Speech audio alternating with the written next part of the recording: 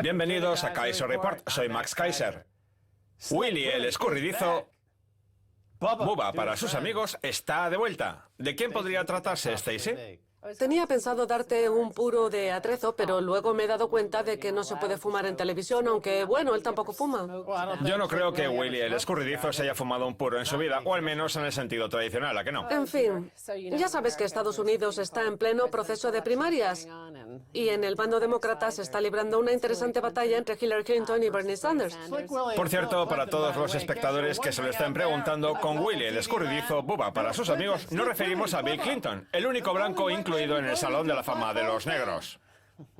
Bueno, Hillary Clinton nombraría a Bill Clinton para dirigir la economía. ¿Cómo? ¿Qué has dicho? ¿Cómo lo oyes? ¿Cómo? La señora Clinton ha anunciado que encomendaría a su marido la tarea de revitalizar las zonas económicamente desfavorecidas.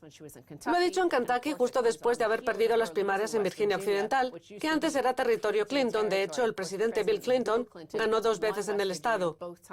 Bill era un hombre blanco de clase humilde de Arkansas. Por eso lo votaron. Sin embargo, ahora sus ciudadanos odian a los Clinton en parte por el anuncio de Hillary de que, de ser elegida presidenta, eliminaría los puestos de trabajo en el sector del carbón. La promesa de recuperar a Bill Clinton para la causa se debe al supuesto auge que vivimos en los años 90. Un auge que en realidad no fue tal. De hecho, en el próximo episodio contaremos con la presencia de David Stockman. Es director de la Oficina Presupuestaria del Congreso estadounidense, con quien desmontaremos ese mito de que los años 90 fueron una especie de milagro. Pero bueno, volviendo al tema que nos ocupa, muchos analistas se han quedado sorprendidos, y así lo han manifestado en Twitter, de que el Tratado de Libre Comercio de América del Norte sea la razón por la que muchas zonas se encuentran en estado de precariedad económica.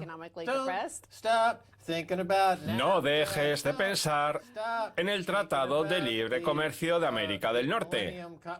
No dejes de pensar en la... ¿Cómo se llamaba esa ley que autorizó las apuestas en Wall Street? Ley de modernización de futuro sobre materias No primas. dejes de pensar en la ley de modernización de futuro sobre materias primas como propulsor de la burbuja. Y la ley Gramm-Leach-Bliley. Qué mal suena eso. Gramm-Leach-Bliley. Parece el nombre de los contables de Goldman Sachs. Bueno, fueron los 3 senadores que derogaron la ley Glass-Steagall, que separaba los bancos comerciales de los bancos de inversión. Esa ha sido una de las razones que han provocado la aniquilación de la clase media trabajadora de los estados centrales de Estados Unidos. Vamos a ver qué dice un medio dominante como MarketWatch, perteneciente al Dow Jones, sobre el desliz de Hillary Clinton al anunciar que eliminaría 70.000 puestos de trabajo en el sector del carbón. ¿Por qué la metedura de pata de Hillary Clinton sobre el carbón no es tan grave? Como acabo de decir, el sector del carbón da trabajo a 70.000 personas, 20.000 de las cuales son mineros. El resto son administradores, ejecutivos, personal de oficina, etcétera. Vamos a ver qué dice el artículo. Empecemos por los puestos de trabajo. El sector del carbón lleva perdiendo empleos desde hace décadas. El auge de la fracturación hidráulica ha hecho que el gas sea una forma más barata de generar electricidad que el carbón. Y eso se ha traducido en un descenso de la producción del 29% desde el 2007, antes incluso de la entrada en vigor del Plan de Energía Limpia del presidente Obama. Por tanto, actualmente los puestos de trabajo en el sector del carbón son escasísimos. El articulista cifra el número de empleos en el sector en 75.000, que son los puestos de trabajo que pueden crearse en Estados Unidos en una buena semana, por lo que esos empleos son fáciles de reemplazar. El problema es que eso es lo que llevan diciendo los analistas en los últimos 20 o 30 años, a medida que se han ido cerrando las fábricas de automóviles, de aire acondicionado, de ketchup. Siempre dicen eso de que basta una semana para crear todos esos puestos de trabajo. Lo que pasa es que esos empleos se crean en empresas como Walmart, que desde el 2008 ha generado 480.000 puestos de trabajo, en su mayoría camareras y cajeras. Así es. Ingresos bajos, empleos remunerados con el salario mínimo y ausencia de la organización sindical que precisamente caracteriza al sector del carbón. Yo siempre he creído que si tenemos un banco central que determina las tasas de interés, también debería haber unos sindicatos que negociaran el salario mínimo. Eso es algo que me gustaría subrayar. Sí, ya lo has dicho otras veces, y eso mismo dice David Stockman, exdirector de la Oficina Presupuestaria del Congreso, con quien hablaremos el próximo día. Ya tengo ganas de que Stockman llegue. dice que eso fue lo que pasó en los 90 cuando firmó el Tratado de Libre Comercio y Greenspan presidía la Reserva Federal. En fin, volviendo a los trabajadores del sector del carbón, el salario medio de los 20.000 mineros es de $82.000 al año. No está nada mal. Sí, en el sector de la fracturación hidráulica es aún más elevado. El articulista habla de recurrir a la fracturación hidráulica cuando en el último año la industria ha perdido algo así como 100.000 puestos de trabajo por culpa de la caída del precio del petróleo. En fin, una de las cosas que tiene el hecho de que la economía esté cimentada en la deuda son las grandes hipotecas que la gente se ve obligada a contraer. Vamos a ver lo único que ha mantenido en pie a la economía estadounidense después de que los puestos de trabajo hayan sido externalizados al extranjero, la propiedad inmobiliaria. Fíjate en el siguiente gráfico, del que me gustaría destacar la proporción de residencias habituales que figura aquí, casi al final. La riqueza del 59% del 90% menos favorecido está invertida en su vivienda habitual. Pues bien, cuando de repente 70.000 trabajadores de Virginia Occidental pierden su empleo en una fábrica de carbón, hay quien propone que esa gente venda su casa. Ni que el problema se solucionara vendiendo 70.000 viviendas en Virginia Occidental. Hillary ha perdido en Virginia Occidental. Sí, como le ha entrado el pánico, ha recuperado a Bubba para la causa. Lo ha hecho después de haber amenazado los puestos de trabajo de las minas de carbón de las Apalaches. Lo que pasa es que Hillary sigue contando con un ejército de ciudadanos negros que la siguen votando. Más del 85% de los estadounidenses de raza negra encuestados asegura votar a Hillary Clinton. Pues bien, me gustaría recordar lo que pasó tras el paso del huracán Katrina por Nueva Orleans, cuando la población negra se quedó en la miseria por culpa del comportamiento de los contratistas privados que actuaron como chacales. ¿Qué fue lo que propició esos comportamientos? Los cambios legislativos que aprobaron los Clinton. Ténganlo en cuenta, amigos negros. Pero eso es lo que suelen hacer los negros, votar a los demócratas como Obama, Bill Clinton o John Kerry. Vamos a ver otra interesante noticia. La geografía está empeorando aún más la desigual recuperación económica de Estados Unidos. La noticia cuenta algo que nosotros hemos dicho en numerosas ocasiones, que la economía estadounidense está dividida en dos. Una es la economía de los distritos costeros, que son los más ricos y en los que se basan los expertos para hablar constantemente de esta supuesta recuperación, igual que el articulista anterior que decía que no pasaba nada porque se perdieran esos 70.000 puestos de trabajo, que podrían regenerarse rápidamente en Nueva York. La otra economía está formada por las regiones del interior en las que los ciudadanos de a pie pasan tremendas dificultades por culpa de la falta de trabajo. Más de 50 millones de estadounidenses viven en lo que el Grupo para la Innovación Económica denomina comunidades desfavorecidas, o lo que es lo mismo, distritos en los que más del 55% de la población no tienen trabajo. Fíjate, hay 50 millones de estadounidenses viviendo en esas zonas, con una tasa de desempleo de más del 55%. Más de la mitad de estas comunidades desfavorecidas se encuentran en el sur de Estados Unidos. El resto suelen estar en el medio oeste y las ciudades del cinturón industrial. El problema es que para esa gente es prácticamente imposible trasladarse a las ciudades donde hay trabajo como San Francisco o Nueva York, porque hasta los que más ganan en esas ciudades tienen problemas para pagar el alquiler, al que dedican el 50 o el 60% de sus ingresos. Por tanto, por mucho que un trabajador de Virginia Occidental haya estado ganando $82.000 al año, que está muy bien, eso no le alcanza ni para pagar la entrada de una casa en Nueva York. Los que hablan de recuperación económica, que suelen vivir en una de las dos costas, se fijan únicamente en la subida del mercado bursátil, cuando la proporción de estadounidenses que invierten en él y se enriquecen gracias a las políticas actuales es minoritaria. Fíjate, por ejemplo, en el caso de San Francisco. Llega una empresa como Facebook que genera riqueza por valor de $300.000 millones y todos los empleados se ponen a comprar casas como locos, lo que se traduce en un aumento de los precios y hace imposible comprar una vivienda por menos de $1,5 millones o $2 millones, ni siquiera ganando $85.000 al año. Antes Estados Unidos era un país en el que había las mismas oportunidades en todas las zonas, lo que permitía la movilidad laboral. Ahora, en cambio, tenemos una sociedad dividida en dos. El problema es que la mayoría de la gente está atrapada en unos activos no líquidos. Como vemos, los activos y pasivos que suelen estar en manos del 1% más rico son el capital de las empresas, los títulos financieros, las acciones y los fondos mutuos, etc. Activos muy líquidos que permiten invertir donde se presente la oportunidad. Y la burbuja económica de las costas cada vez está más compinchada con las empresas militares y del sector de la inteligencia, que es a donde va a parar todo el dinero. De hecho, el Pentágono concentra la mitad de los impuestos que se recaudan y luego gran parte de ese dinero va a parar a las grandes empresas de Wall Street y de la costa oeste de San Francisco, como las redes sociales. O sea, que salvo las empresas que se dedican a espiar a la gente, como Facebook, El resto se ve atrapado en una zona del país sin movilidad alguna. Estados Unidos ha perdido su movilidad social. Bueno, hemos hablado de una gente que está atrapada y que carece de movilidad. Pues bien, vamos a hablar de otros que también están atrapados y que, en este caso, de lo que carecen es de comida. No hay comida. La foto se ha tomado en Venezuela. Ese es el tema con el que me gustaría finalizar la primera parte del programa, dado que muchos consideran que Estados Unidos se está convirtiendo en una república bananera.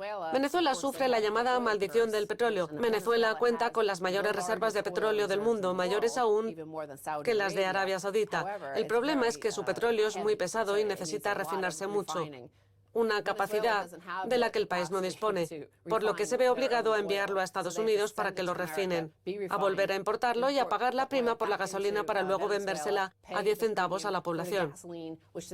Ya vimos lo que pasó en Rusia y en Brasil tras el desplome del precio del petróleo, que sus divisas cayeron exactamente en la misma proporción.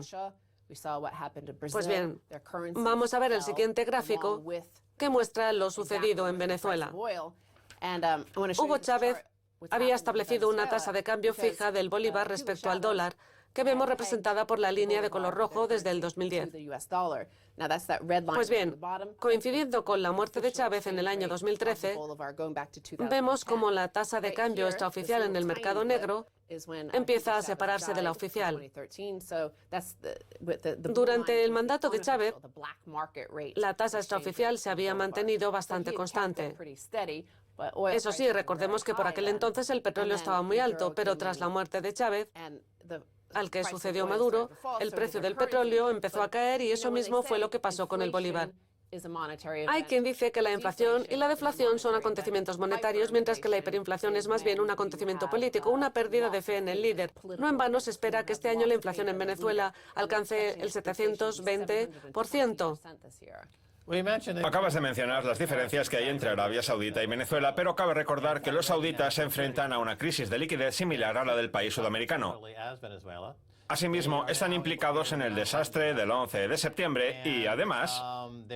Pero Arabia Saudita tiene varios cientos de miles de millones más. Venezuela no ahorró nada, solo tiene un poco de oro, pero dinero no.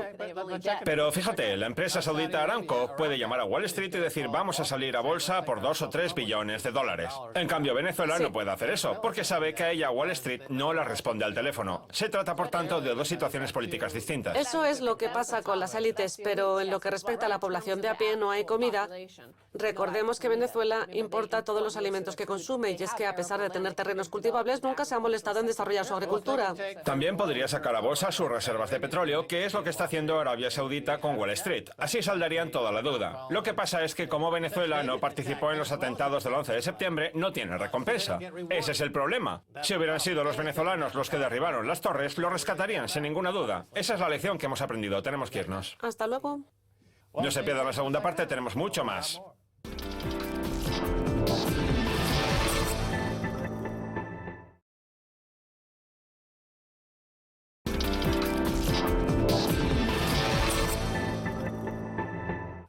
Bienvenidos de nuevo a Kaiser Report, soy Max Kaiser. Es hora de viajar hasta Nueva York para hablar con la tenaz periodista independiente de investigación, como le gusta autodefinirse, Terry Bull, de terrybull.com, que ha interpuesto una demanda para desclasificar el contenido de otra demanda judicial planteada por los accionistas de Bear Stearns contra el banco, sacando a la luz pública una serie de documentos que demuestran que, contrariamente a lo que quisieron vendernos la entidad y los medios, el banco ya estaba en riesgo de quiebra mucho antes de que estallara la llamada crisis de liquidez. Terry, bienvenida de nuevo a Kaiser Report. Gracias, Max. Es un placer estar con usted y con sus espectadores. Muy bien, háblenos de esa demanda. ¿Por qué la interpuso? ¿Qué esperaba encontrar en los documentos? ¿Y lo ha encontrado? Mire, en una cena de gala que se celebraba en Nueva York, oí que el gran inversor Bruce Sherman iba a organizar una reunión para decidir si demandar o no a los ejecutivos de Bear Stearns, y más concretamente a su director general Jimmy King y a su mano derecha Warren Spector, por fraude contra los accionistas. Así que decidí recurrir a un abogado pro bono, Tom Chase, que me asesoró de forma gratuita para solicitar la desclasificación de los documentos en el mes de febrero. Al principio, ni Bear Stearns ni Bruce Sherman estaban dispuestos a ello, pero seguimos litigando y finalmente, en el mes de marzo, conseguimos que se desclasificaran los documentos. La verdad es que no sabía con qué nos íbamos a encontrar. Me habían dicho que había un montón de correos electrónicos de los directivos cuyo contenido aún no se había hecho público, pero cuando se desclasificaron los documentos fue impresionante. La cosa iba mucho más allá de lo que en un primer momento habíamos pensado y nos dimos cuenta de que lo que se nos había contado hasta ese momento era una versión totalmente manipulada de lo que pasó en Bear Stearns, porque el contenido de los correos pone de manifiesto multitud de comportamientos ilegales, también por parte de los organismos reguladores. Déjeme que le refresque la memoria a la gente. En su momento se dijo que Bear Stearns había quebrado porque en marzo del 2008 Kyle Bass le había dicho a David Harbour en la CNBC que Goldman Sachs no aceptaría las garantías de Bear Stearns como operación. Pues bien, después de lo que acaba de contar usted sobre esos correos electrónicos, deduzco que hay algo más. No es una versión exacta de la realidad en absoluto. Como se cuenta en una noticia que publicamos conjuntamente Roddy Boyd y yo en la Southern Investigative Reporting Foundation, fundación dedicada al periodismo de investigación, en verano del 2007, Bear Stearns ya estaba en quiebra. Fue entonces cuando los fondos de cobertura de la entidad saltaron por los aires y fue una gran sorpresa para todos. Desaparecieron miles de millones de dólares y todos los inversores perdieron dinero. Eso fue en el verano del 2007. Pues bien, los correos electrónicos demuestran que los mandamases de la entidad ya sabían que había un problema de capital, que no disponían de los niveles de capital adecuados y que a lo mejor los inversores no estaban dispuestos a comprar sus activos de operación. Y no solo eso, los dirigentes tenían un plan para mantenerlo en secreto y ocultárselo a la opinión pública, todo con el objetivo de que los grandes bancos y fondos de cobertura no fueran conscientes de la magnitud del problema. Muy bien, vamos a hablar del estado de pánico en la entidad, en Bear Stearns, porque eso es lo que tengo entendido, que había un estado de pánico palpable. ¿Es así? Efectivamente, y para muestra el siguiente correo que le voy a leer, enviado por Timothy Green, uno de los mandamases de Bear Stearns, y dirigido a uno de los responsables del departamento de repos, Paul Friedman, en el que ya prevén echar mano de ese dinero. Si se fija, Green dice que tenemos que tener mucho cuidado de no dar muestras de falta de liquidez, porque eso puede poner de manifiesto un auge de nuestro balance general. O sea, que la gente podría darse cuenta de que tenían que utilizar su propio capital para operar. Pues bien, en su respuesta, Friedman reconoce que ya lo ha hablado con otros ejecutivos y que van a tener que adornar el mensaje en lo que respecta a deshacerse de las posiciones envejecidas y disminuir el riesgo para no espantar a nadie. El correo electrónico, que data de junio del 2007, lo que demuestra es que querían vender inmediatamente los activos tóxicos, sin que se supiera por qué y sin que saliera a la luz que utilizarían su propio dinero para financiarlos. Pues eso es un claro ejemplo de ocultación de información, una violación manifiesta de las leyes sobre títulos financieros, ¿no es así? Sí, y eso es solo el principio. Lo más grave de todo son todos los préstamos de repos que llevaron a cabo, lo cual significa que estaban financiando toda su actividad con otros bancos, es decir, que Bear Stearns operaba con JP Morgan o pedía dinero prestado a Goldman Sachs. Y esos préstamos de repos son fundamentales en tanto en cuanto implican que el dinero utilizado no pertenece a la propia entidad, a su balance general. Si quería hacer una inversión, una fusión o crear una nueva operación, Bear Stearns solía financiarlo en un 90% con dinero prestado. El problema esa vez fue que esos miles de millones no estaban disponibles para ese préstamo repentino. Y si ese dinero no está disponible, entonces el banco tiene que echar mano de su propio capital para financiar la operación, lo que implica no poder decirle a Goldman Sachs que no pueden hacerla. Y si Goldman Sachs ve que Bear Stearns no puede hacer esa operación y tiene que utilizar su propio dinero para ello, entonces se da cuenta de la espiral de deuda en la que se encuentra Bear Stearns y que puede abocar al banco a la quiebra, justo lo que trataban de ocultar. Pero la cosa va aún más allá. El 3 de agosto del 2007, Es decir, después de que los fondos de cobertura hubieran quebrado ya, Sam Molinero, responsable financiero y cara visible de Bear Stearns, les dijo a todos los inversores, incluidos muchos bancos y fondos de cobertura, que su situación era buena, que los niveles de capital y la liquidez eran los adecuados. Pues bien, en los correos internos que envió Molinero ese mismo día, escribía: necesitamos liquidez ya, entre un montón de exclamaciones. Y nosotros hemos destapado todos esos correos. Nos encontramos, pues, ante una flagrante violación de las leyes sobre títulos financieros. En Estados Unidos está prohibido decirles una cosa a los inversores cuando a nivel interno se sabe que la realidad es justo la contraria. Especialmente en lo que respecta a la liquidez. No llego a entender cómo la policía no ha ido a casa de este señor a detenerlo por cometer un fraude con los títulos financieros.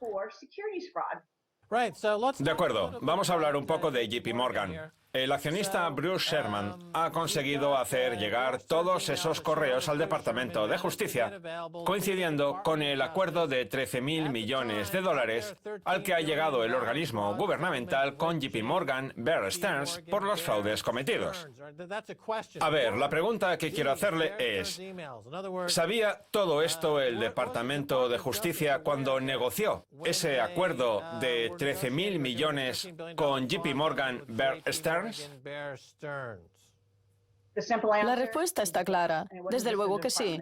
Y no solo lo sabía el Departamento de Justicia, también la Comisión de Bolsa y Valores de Estados Unidos y el resto de organismos reguladores bancarios. También había interpuesta una demanda colectiva en nombre de los accionistas de Bear Stearns, lo que significa que los jueces también tenían constancia de unos correos electrónicos que para mí dejan patente un fraude puro y duro con los títulos financieros. El Departamento de Justicia no demandó a Bear Stearns hasta el 2013, y si lo hizo fue gracias a la investigación que publiqué yo en The Atlantic sobre los fraudes cometidos por Bear Stearns con los títulos con respaldo hipotecario y algunas de las entrevistas que me hizo usted en este programa en los años 2012 y 2013. Han tardado 9 meses en cerrar este acuerdo con JP Morgan, cuando estos correos demuestran, al menos para mí, que el departamento tenía pruebas de este fraude, por lo que debería haber hecho es detener a Sam Molinero, Tom Mareno y el resto de altos directivos de Bear Stearns. El problema es que seguramente pensarán, la opinión pública no conoce esos nombres.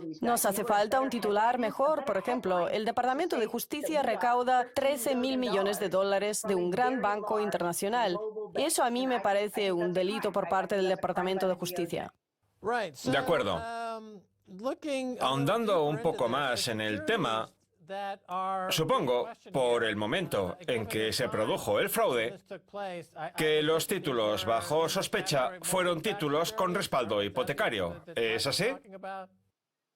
Muchos de los activos de Bear Stearns son títulos con respaldo hipotecario. Sin embargo, este caso es mucho más sencillo que todo eso. Los ejecutivos de Bear Stearns mintieron sobre el dinero que tenía la entidad, sobre cómo financiarían las operaciones y sobre cómo se controlaban los riesgos, o sea, sobre los fundamentos de la banca. O sea, Terry, que todo ese fraude está vinculado al mercado de las hipotecas basura, a los títulos con respaldo hipotecario y a las continuas operaciones con activos tóxicos llevadas a cabo por los diferentes bancos de Wall Street. Da la sensación de que algunos pueden cometer todos los delitos del mundo sin que les pase nada delante de las narices del Departamento de Justicia, que ha dicho alguna vez que esos bancos son intocables y que ni siquiera los investigan para comprobar si delinquen o no, porque sería peligroso para el sistema en una economía basada en el fraude como la estadounidense. Y ahora a eso se le añade otra circunstancia. Actualmente, los títulos con respaldo hipotecario ya no parecen ser un problema. El problema está en los títulos respaldados en los préstamos estudiantiles y para la compra de automóviles, que al igual que pasó con las hipotecas basura, se empaquetan y reempaquetan una y otra vez y pasan de manos de un banquero a otro delante de las narices del Departamento de Justicia y de la Comisión de Bolsa y Valores. Nadie dice nada a pesar de las continuas violaciones de las leyes sobre títulos financieros, que son un secreto a voces. Los organismos reguladores prefieren esperar hasta que todo salte por los aires. Vamos, que van a intentar sacar hasta el último centavo. Y cuando todo estalle, lo rescatan y listos. Jimmy Kane y su panda de delincuentes ya habrán desaparecido del mapa para entonces. Es decir, que en el 2016 está pasando lo mismo que ya pasó anteriormente. ¿Está usted de acuerdo conmigo?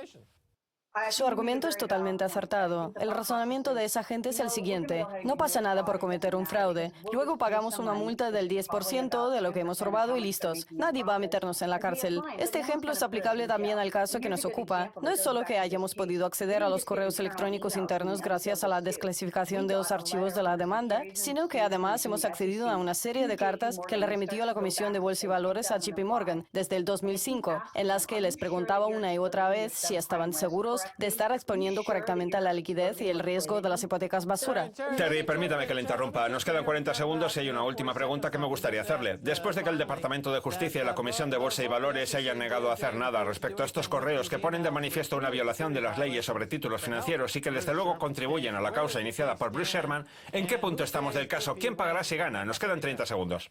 Les ha pedido 13 millones de dólares. El caso está pendiente de la decisión de un juez de Nueva York, que decidirá si abrir una causa o no. Y si decide que no, Sherman recurrirá. A Sherman no le hacen falta esos 13 millones de dólares porque ya es multimillonario. Lo único que pretende con la demanda es que se haga justicia. Un multimillonario enojado que intenta restablecer algo de justicia en el sistema. Parece que la historia dará para largo. Terry, muchas gracias por haber estado en Kaiser Report. Adiós, Max.